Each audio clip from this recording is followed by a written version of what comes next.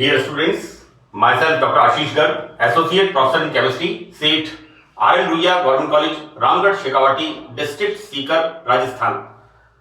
बच्चों, BSc part second में हमने 5th unit acids and bases, अम्ल एवं क्षार, ये हमने स्टार्ट किया है और ये इसका थर्ड पार्ट है। मैंने फर्स्ट पार्ट में अम्ल और क्षार के बारे में सामान्य जानकारी दी थी। इसके अलावा हमने आरएनएस थ्योरी, इसको हमने स्टार्ट किया था। देखो बच्चों, क्या होता है कि आरएनएस थ्योरी में हम सबसे पहले एसिड्स एंड बेसिस के बारे में जब पढ़ते हैं तो आरएनएस थ्योरी को पढ़ते हैं और आरएनएस ने एक मूल रूप से यह बताया था कि ऐसे यौगिक जो जल में H प्लस देते हैं उन्हें एसिड्स कहते हैं और जो OH माइनस देते हैं उन्हें क्षार कहते हैं। और ये H प्लस और OH माइनस आपस में मिलके जल का अणु बनाते हैं। इस क्रिया को हम उदासीनीकरण कहते हैं। ये एक मूल रूप से बात आरएनएस ने बताई थी और आरएनएस के कंसेप्ट में मेन चीज ये थी कि कोई भी यौगिक, यहां पर जल का होना बहुत जरूरी है, राइट, कि इलेक्ट्रोलाइट जो है किस तरह से उसका अपघटन होगा, किस तरह से वो H प्लस और OH माइनस आयन देगा। और जल का बड़ा, सॉल्वेंट का बड़ा इंपॉर्टेंट रोल है, यानी जल के बिना water is a main condition. RNS ने जल को विलायक के रूप में प्रमुखता से लिया, right. Now we start a second concept, that is Bronsted and Lowry concept. देखो बेटा, यहां ब्रॉन्स्टेड लॉरी ने एक अलग धारणा दी। उसने यहां पर सॉल्वेंट की बात नहीं की। ब्रॉन्स्टेड लॉरी के कंसेप्ट में जो मेन चीज है, देखो बेटा, हर कंसेप्ट में थोड़ा थोड़ा फर्क है। यहां पर जहां आरएनएस ने किसी भी यौगिक के अम्ल और क्षार होने की बात कही और अम्ल कहा कि जो यौगिक जल में अपघटित होकर के H प्लस देते हैं वो एसिड्स हैं और जो यौगिक जल में अपघटित होकर के OH माइनस देते हैं वो बेसिस हैं। यहां पर एक वाटर सॉल्वेंट जो है वो एक प्रोमिनेंट फीचर था, लेकिन ब्रॉन्स्टेड लॉरी कॉन्सेप्ट में सॉल्वेंट को कोई इंपॉर्टेंस नहीं दी। यहां पर यह माना कि यह सिद्धांत किसी भी सॉल्वेंट पर या विदाउट सॉल्वेंट पर अप्लाई होता है। तो ब्रॉन्स्टेड लॉरी के कंसेप्ट में आरएनएस के कंसेप्ट के बिल्कुल उलट, जहां पर आरएनएस ने जल को प्रमुखता से यह माना कि यौगिक जो अपघटित होते हैं वो जल के अंदर होते हैं, लेकिन यहां पर सॉल्वेंट को कोई इंपॉर्टेंस नहीं दी ब्रॉन्स्टेड लॉरी ने। यहां उन्होंने बताया कि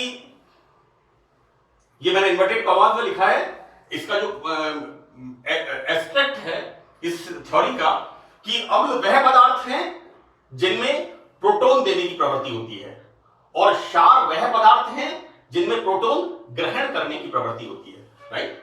तो बिल्कुल सीधा सीधा कंसेप्ट है ब्रॉन्स्टेड लॉरी के अंदर कि जो H प्लस देते हैं वो तो है एसिड्स और जो H प्लस ग्रहण करते हैं, एक्सेप्ट करते हैं, उनको उसने बेस माना, उनको, राइट, उनको क्षारक माना कि जो प्रोटॉन को एक्सेप्ट करते हैं। और यहां पर सॉल्वेंट की जो रोल था कि सॉल्वेंट है या नहीं है, ये बहुत इंपॉर्टेंट चीज नहीं है, इसको इंपॉर्टेंस नहीं दी गई।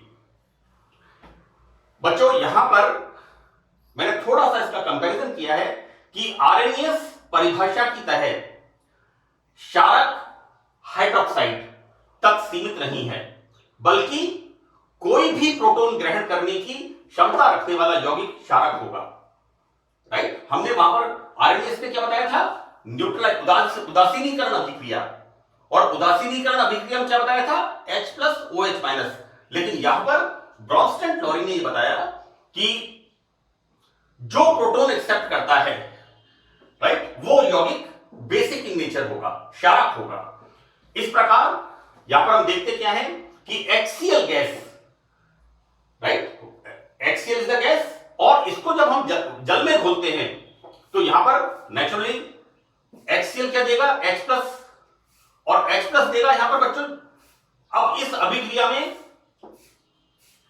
HCl एक एसिड होगा, क्योंकि HCl क्या दे रहा है, HCl H प्लस दे रहा है, लेकिन जल यहां पर एक बेस है, क्योंकि बच्चों यहां पर जब HCl का अपघटन होता है तो HCl H प्लस देता है। इसका मतलब HCl क्या है, एक एसिड है, लेकिन जल यहां पर इस H प्लस को एक्सेप्ट कर रहा है और क्या बना रहा है, हाइड्रोक्सोनियम आयन बना रहा है, राइट। जो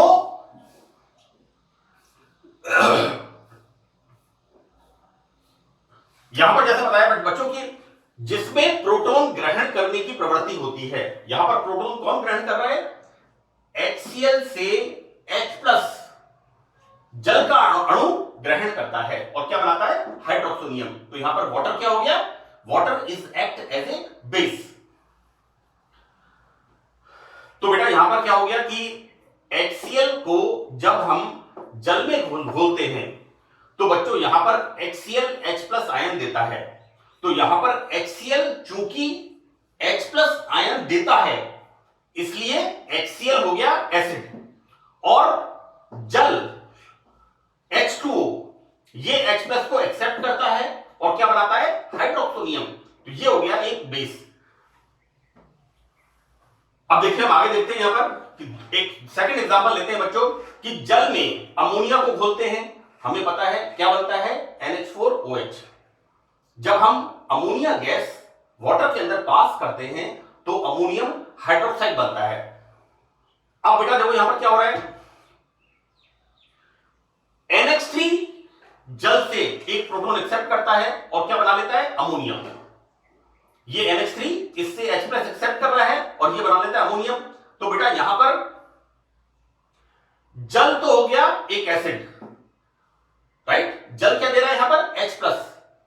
देखो बेटा यहां पर जल H प्लस हो गया, क्योंकि जल वाटर यहां पर H प्लस किसको दे रहा है, अमोनिया को, और बच्चों यहां पर NH3 क्या हो गया, एक बेस हो गया, राइट।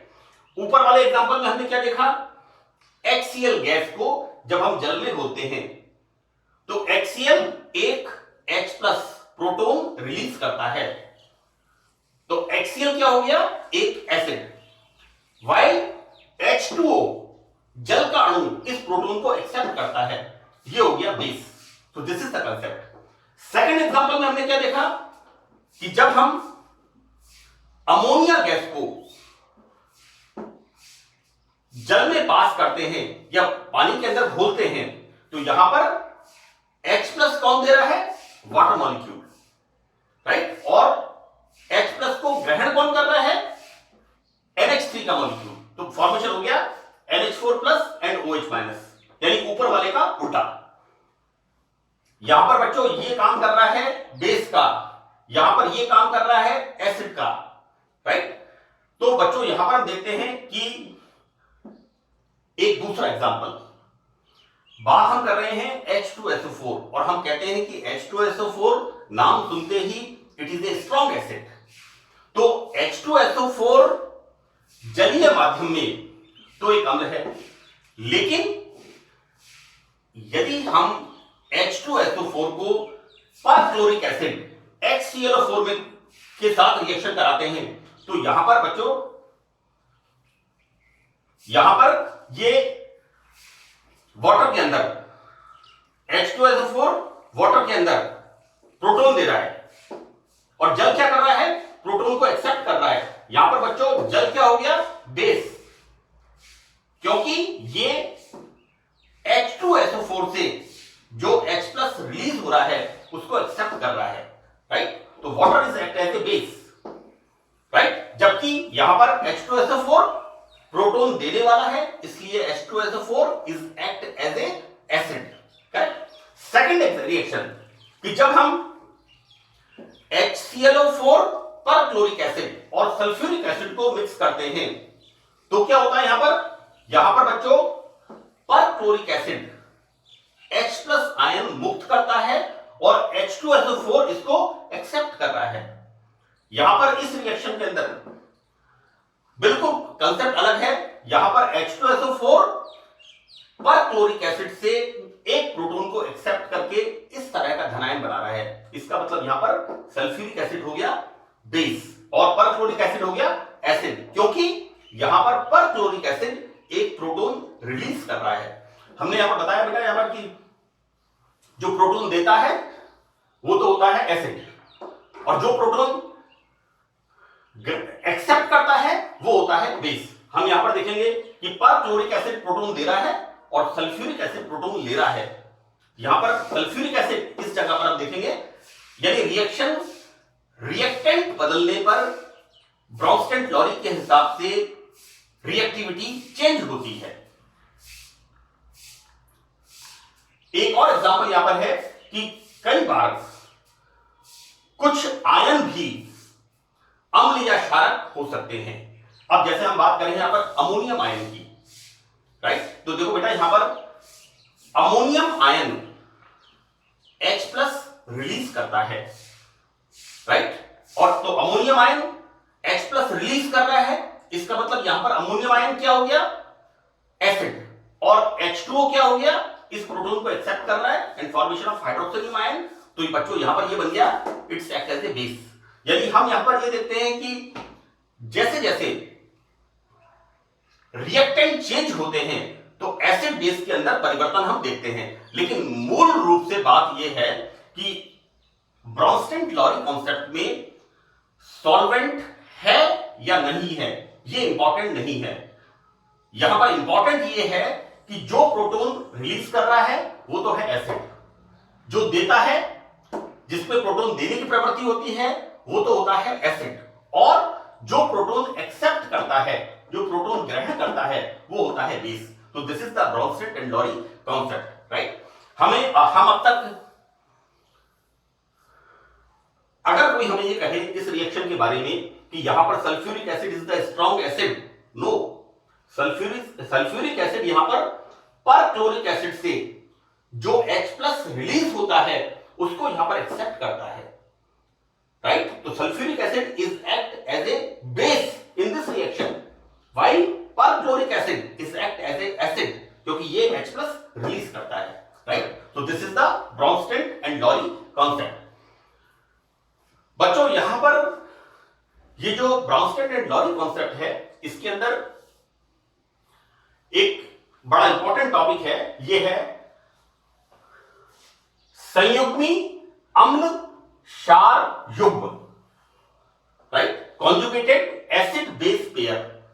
मैंने इसको कोशिश की है कि बहुत अच्छी तरह से समझा के लिखा है। आप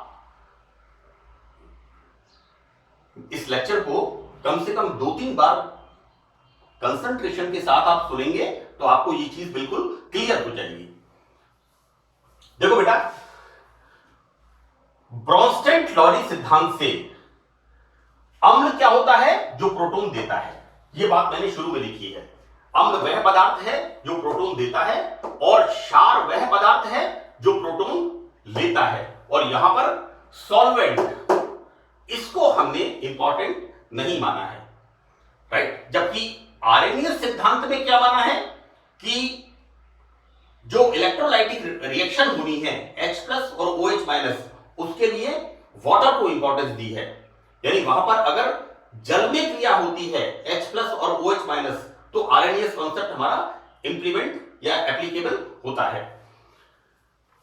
बच्चों यहां पर हमने एक एसिड Ha, ये एसिड क्यों है, क्योंकि ये H+ दे रहा है, राइट, और यहां पर बनेगा H+ और A-। ये क्या है, एक एसिड, क्योंकि ये क्या है, प्रोटॉन दाता, प्रोटॉन डोनर कंपाउंड है, राइट। यहां पर इससे H+ रिलीज होता है। अब देखो बेटा यहां पर क्या है कि यहां पर A- जो बनता है, ये A- दोबारा प्रोटॉन ले लेता है और प्रोटॉन लेकर के एसिड फॉर्म करता है। तो हम देखते ये इसको हम क्या बोलेंगे, this A- is act as as a base, is act as a conjugated base, संयुग्मी क्षारक की तरह व्यवहार करता है। देखो बेटा, ये हमने लिया एक कंपाउंड HA, इसको हमने बोला एसिड। क्यों कहा? क्योंकि ये H+ रिलीज करता है, राइट। और यहां पर क्या बनता है? H+ और A-। यहां पर A- क्या है?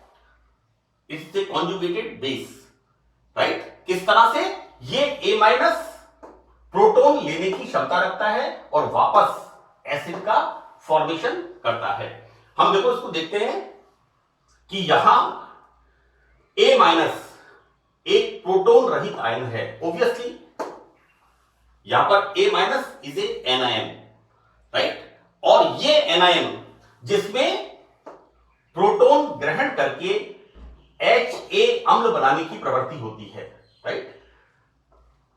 अब यहां पर चूंकि ये जो A- है ये प्रोटॉन एक्सेप्ट करता है, तो इसको हम क्या बोलेंगे कि इस प्रकार A- एक क्षारक है जो कि HA अम्ल से प्राप्त होता है। मैं एक बार फिर रिपीट कर दूं कि हमने एक एसिड लिया HA, राइट। ब्रॉन्स्टेन-लॉरी कंसेप्ट क्या कह रहा है कि एसिड वे पदार्थ हैं जो कि प्रोटॉन रिलीज करते हैं, जो कि प्रोटॉन दाता पदार्थ हैं। हम जब HA का इलेक्ट्रोलाइसिस करते हैं तो क्या बनता है? H+ and A-, right. यहां पर ये A-, ये क्या है बच्चों? It's act as a conjugated base. इसका मतलब यह है यहां पर कि ये A- प्रोटॉन ग्रहण करने की क्षमता रखता है और वापस HA फॉर्म करता है। तो बेटा यहां पर A- जो कि HA के अपघटन से हमें प्राप्त होता है, इसमें प्रोटॉन ग्रहण करके HA अम्ल बनाने की, ये वाला इसको वापस फॉर्म करेगा, प्रवृत्ति होती है। इस प्रकार A- एक क्षारक है जो कि HA अम्ल से प्राप्त होता है। तो बच्चों यहां पर A- को हम क्या बोलेंगे? देखो बेटा, यहां पर जैसा मैंने आपको कहा है कि जिसमें प्रोटॉन ग्रहण करने की प्रवृत्ति होती है उसे हम कहते हैं बेस, राइट। और यहां पर ये जो A- बना है ये वापस प्रोटॉन ग्रहण करके अम्ल बनाता है। तो बेटा यहां पर ये A- ये HA का क्या हो गया? संयुग्मी क्षारक। मैंने यहां लिखा है A- को इसका संयुग्मी, this is the conjugated base. A- is the conjugated base of HA acid, right? और HA को A- का संयुग्मी अम्ल कहते हैं। तो this is the concept, right. बच्चों, अम्ल क्षारक के ऐसे युग्म को, राइट, यहां पर बेटा this is the conjugated acid, this is the conjugated base. तो यहां पर ये जो बनेगा यहां पर एसिड, कॉन्जुगेटेड एसिड ये वाला और कॉन्जुगेटेड बेस ये वाला, इस पेयर को हम यहां पर कॉन्जुगेटेड एसिड बेस पेयर कहते हैं। तो this is the concept, right.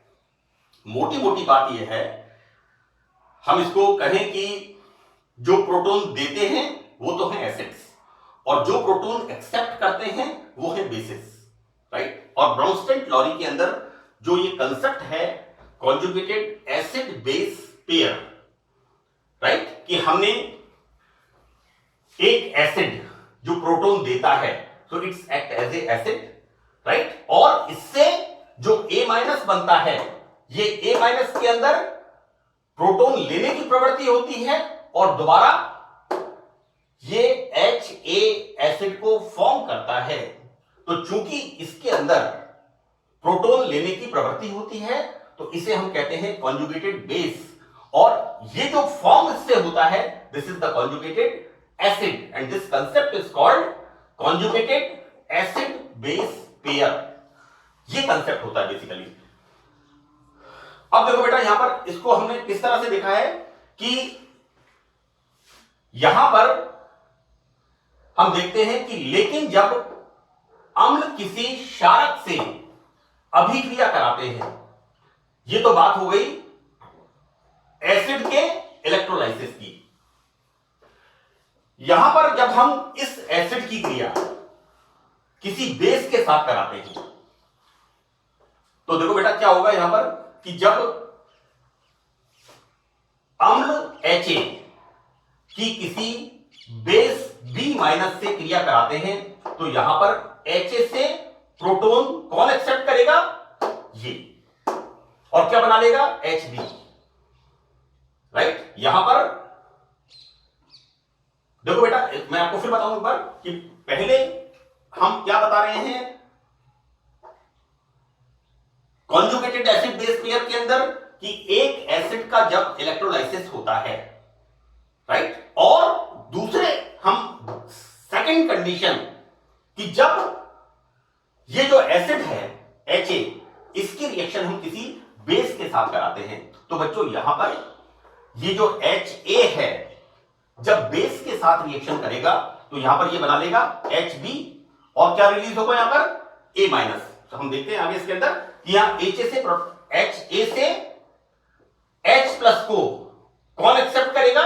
B-, और क्या फॉर्म करेगा? Hb। तो बेटा ये जो Hb बनेगा हमारे पास नया, इसमें प्रोटॉन देने की प्रवृत्ति पाई जाती है। बच्चों यहां पर B- द्वारा ये जो B- Ha से रिएक्शन करता है और Ha से प्रोटॉन लेकर के क्या बना लेता है? Hb। तो यहां बच्चों B- द्वारा ये जो Hb अम्ल का निर्माण होता है, राइट। इस प्रकार ये दोनों B- और Hb संयुग्मी क्षारक अम्ल युग्म का निर्माण करते हैं, राइट। देखो बेटा यहां पर मैं आपको फिर बताऊं एक बार कि ये तो है बेस, क्योंकि ये इससे प्रोटॉन ले रहा है, राइट। अब यहां पर बना क्या है? यहां पर Ha प्लस B- इसकी क्रिया से क्या बना है? Hb, right.